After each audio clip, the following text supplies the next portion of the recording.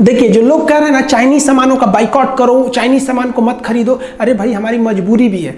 हम तो सोचते हैं चाइनीज सामानों को बाइकआउट करने से भी खतरनाक काम करना चाहिए। समझिए कैसे। देखिए, चाइना जो है ना मैन्युफैक्चरिंग हब है, पूरी दुनिया वहीं सामान बनाती है क्योंकि वो थोड़ा सस्ता पड़ता है। उसके यहाँ लेबर सस्ते हैं, एकदम टाइम पे आ जाते हैं, कोई लेबर का सुनता नहीं है, हर चीज़ है, जिस वजह से उसका सामान सस्ता पड़ता है। और वो मास प्रोडक्शन करता है, थोड़ा सा नहीं बनाता है, एक ही बार 1 करोड़ बना देगा। अब आप इतनी सा सब्जी बनाइए, ये इतना बनाइए, जानते हैं ज़्यादा बनाने में खर्च कम आता है, इसलिए चाइना का प्रोडक्ट बहुत सस्ता होता है। ये जो टेम्पर ग्लास हम लोग मोबाइल पे लगाते हैं ना, चाइना पे 3 रुपया में पड़ता है। 31% टैक्स जोड़कर और जो पूरा ट्रांसपोर्ट का खर्चा जोड़कर हमको वो जो टेम्पर ग्लास पड़ता है 4.5 रुपया में पड़ता है। 45 रुपया नहीं दिखा है, 4.5 रुपया में टेम्पर ग्लास पड़ता है, जिसको आप लोग दिल्ली मुंबई में 10 रुपया से 40 रुपये में लगवाते हैं। अब बताइए, इतना सस्ता है तो हम कैसे रोक सकते हैं उसको। आप जो फास्ट चार्जर कहते हैं ना, 3 एम्पियर 5 एम्पियर का धड़ाक से चार्ज कर देता है, 45 रुपया है। हालांकि इसका रेट जो आता है वो 30 रुपये ही है, इसको टैक्स वगैरह जोड़ के 45 रुपये आता है। एयरफोन जो होता है वो 50 रुपये में आता है। 16 GB का मेमोरी कार्ड चाइना में 20 रुपये के आते हैं। सब इतने सस्ते सामान होते हैं, इसलिए मजबूरी बन जाती है लोगों का खरीदना, क्योंकि ये बहुत ही, हम लोग के यहाँ आधे से ज़्यादा लोग गरीबी रेखा के नीचे हैं, तो हम लोग की मजबूरी भी है। लेकिन ये सारे सामान चाइना के अलावे ताइवान में भी सेम रेट में मिलते हैं, वियतनाम में भी सेम रेट में मिलते हैं सब। तो हम लोग क्यों ना फिलहाल सब्स्टिट्यूट के रूप में हम लोग ताइवान से खरीदें, ताइवान से, वियतनाम से। ये दोनों चाइना के दुश्मन हैं, इससे हमारा 2 फायदा होगा। चाइना से हमको आयात में भी घट जाएगा और हमको सेम रेट पे सामान चाइना के दुश्मनों से मिलेगा। ये शक्तिशाली होंगे, हमारे लिए अच्छा है।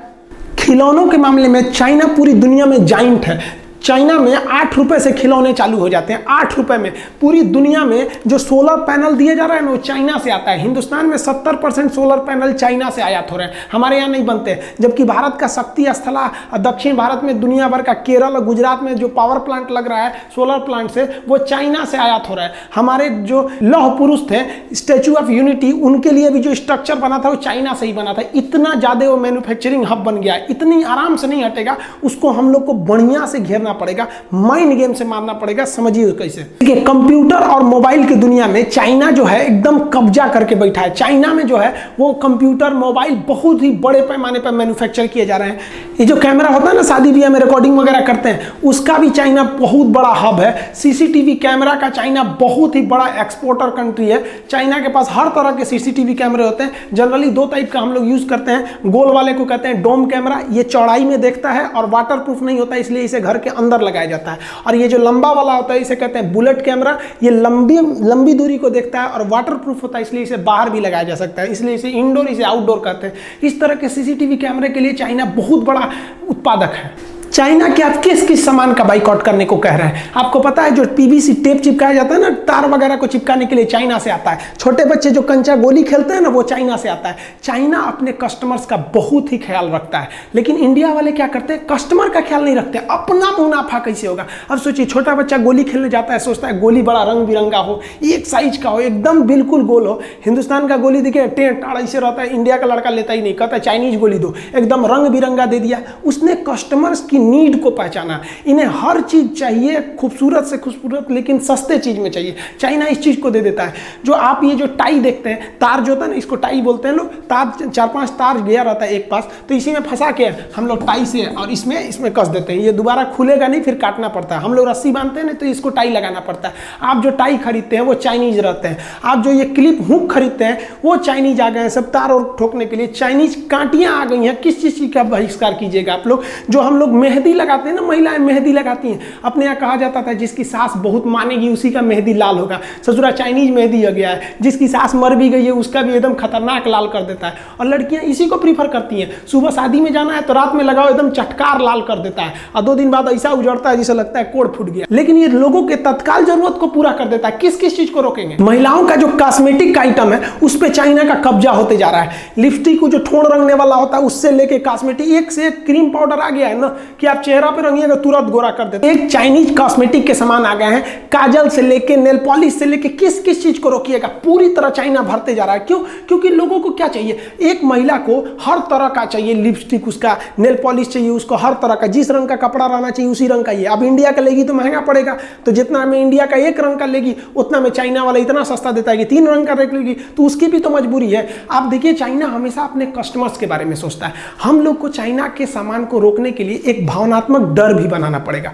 भारत में देखिए ना, मुंह नोचुआ का हल्ला उड़ गया था, चोटी काटने वाला, बाल काटने वाला था। इसी तरह मीडिया को पैसा वैसा खिला के सरकार को ना एक हल्ला उड़ा देना चाहिए कि चाइनीज मेहंदी लगाने से ना हाथ में कैंसर हो जा रहा है, जो महिला ठोड़ रंग ले रही है चाइनीज लिपस्टिक से उसको धोधड़ हो जा रहा है। इसे ऐसे टाइप का एक मनोवैज्ञानिक दबाव बना दो, फॉल्स न्यूज चला दो। हमारे यहाँ तो फॉल्स न्यूज दुनिया भर का चलता है कि 2000 के नोट में चिप था, उस चिप से हम पता कर सकते हैं कहाँ 2000 का नोट छुपा है, कहाँ घंटा चिप था उसमें। चाइना अपने कस्टमर्स का बहुत ख्याल रखता है। देखिए हमारे यहाँ बनारसी साड़ी पूरी दुनिया में फेमस है। बनारसी साड़ी देखिए बहन जी पहनी है, कितना बढ़िया लग रहा है। लेकिन भारत ने अपनी बनारसी साड़ी एक सूडान नाम के देश को निर्यात किया, वहां से रिजेक्ट हो गए सब, भारतीय साड़ी बर्बाद हो गए। लेकिन वहीं पे चाइनीज साड़ियां चल गई, क्योंकि सूडान की जो महिलाएं होती हैं इस तरह से होती हैं। अब ये वाला साड़ी उनको पहना दीजिएगा तो लगेगा समियाना ओढ़ ले भाई, उसमें थोड़ा सा चेंज करना पड़ेगा ना। उनकी हाइट 6 फीट होती है, हमारे यहाँ 5.5 फीट की लड़कियां होती हैं सब, तो सड़िया को थोड़ा सा चौड़ा करना पड़ेगा ना, नहीं तो यही वाला पहना देंगे उन लोगों को तो स्कर्ट की तरह लगने लगेगा, रिजेक्ट हो गया।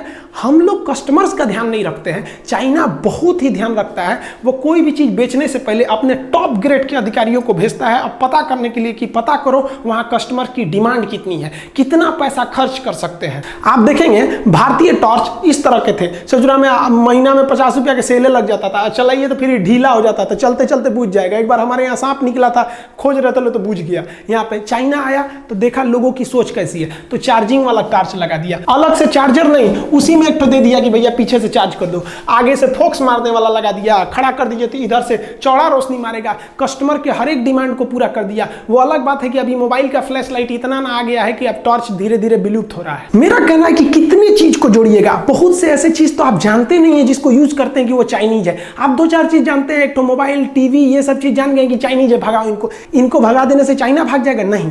हमको ये मौका नहीं गंवाना चाहिए। भारत सरकार चाइनीज सामानों पर 31% टैक्स लगाती है।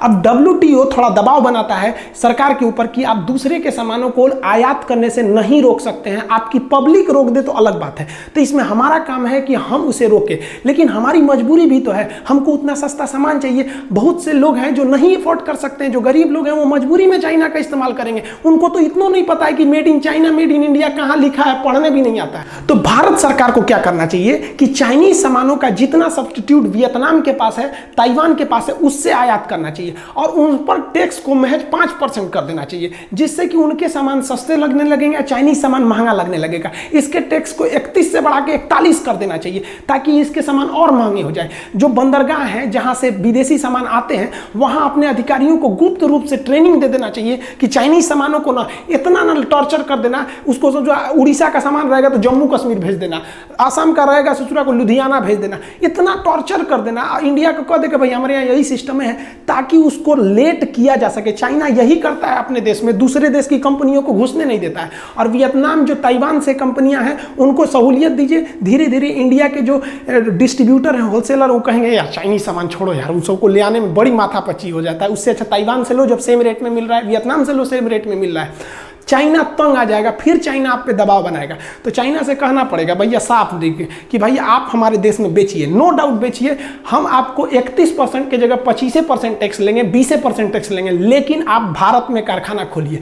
भारत में कारखाना खोलेगा तो भारत को बहुत फायदा, जमीन भारत से खरीदेगा, यहीं से ईंटा उटा खरीद के बिल्डिंग बनाएगा, यहाँ जब उत्पादन करेगा तो भारत की GDP बढ़ेगी, यहाँ के लोगों को रोजगार मिलेगा।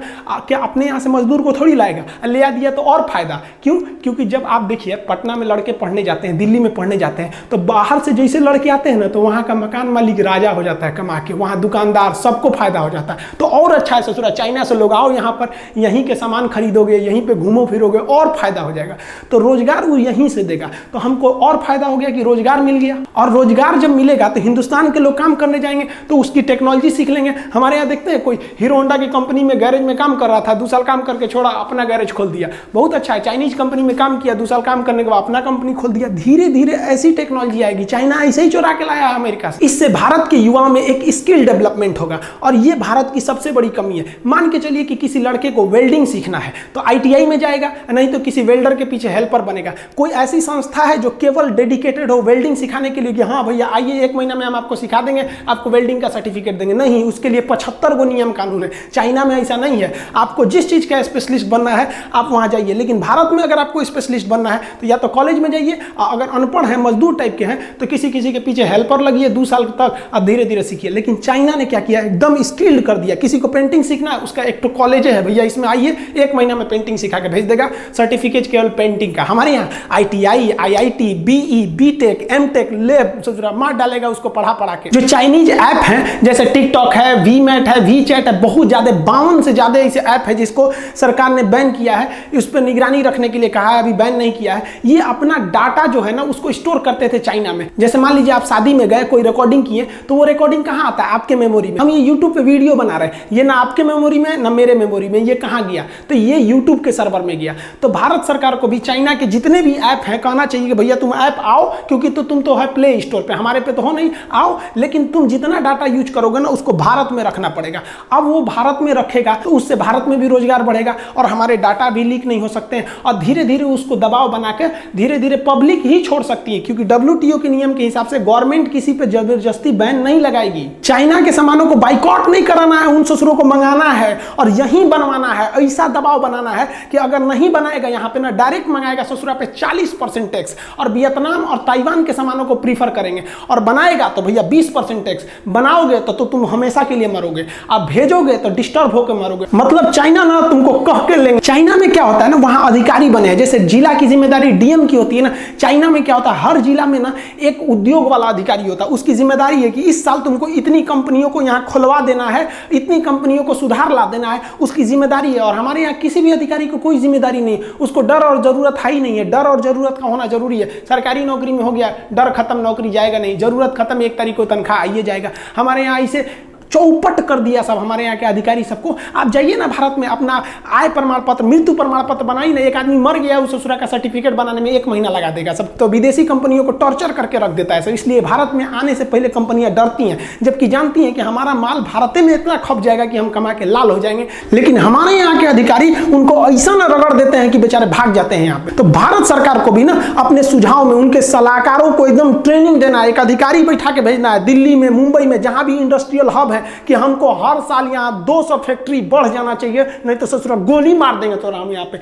डर बिना प्रीत कहाँ। भारत सरकार के उद्योग मंत्रालय पे एकदम कड़ा डिसीजन लेना चाहिए। लिस्ट बनाइए उन चीजों का जो चाइना ज्यादा प्रोडक्ट करता है, जिसका पब्लिक ज्यादा यूज करती है, और उन सारे चीजों का कारखाना 1 साल के अंदर अंदर खुल जाना चाहिए, ना तो नौकरी से भगा देंगे। हमारे यहाँ अधिकारी ससुरन का तोन निकल गया है, इतना कोई मतलब नहीं है क्या हो रहा है क्या नहीं, सरकारी नौकरी लग गया। देखिए चाइना को इतना टॉर्चर करना है कि उसको फैक्ट्री मजबूरन भारत में खोलना पड़े, और जब भारत में फैक्ट्री खोल देगा ना तो हम लोग हो जाएंगे मकान मालिक और चाइना हो जाएगा किराएदार। अब कोई भी किराएदार मकान मालिक से ऐंठ के नहीं बोलता है, जानता है कि हमारा सब फैक्ट्रिया वहीं पे है, सोचा रोक देगा तब। कोई भी देश चाइना से ऐंठ के क्यों नहीं बोलता है, क्योंकि जानता है सोचा वहां पे हमारी कंपनी फंसी हुई है। अमेरिका भी शांत रहता है, उसकी करोड़ों करोड़ की कंपनियां का वहां पे इन्वेस्टमेंट है। तो भारत सरकार को इन्वेस्टमेंट लाना चाहिए, इससे FDI भी बढ़ेगी भारत सरकार की। इससे चाइना पर बहुत बड़ा प्रेशर आएगा, क्योंकि उसकी कंपनियां उस पर प्रेशर लगाएंगी, भैया मेरा वहां पे सब फैक्ट्री फंसी हुई है। और हम लोग को यह नहीं कहना पड़ेगा कि बाइकआउट चाइना, भैया भारत में ना बन रहा है, यहाँ पे 1 नंबर का काम हो रहा है। अब यहीं से बना के तुम बगल में बेचो, पाकिस्तान को बेचो, श्रीलंका को बेचो, किसी को भी बेचो, लेकिन हमारे यहाँ मैन्युफैक्चरिंग हब बनाओ।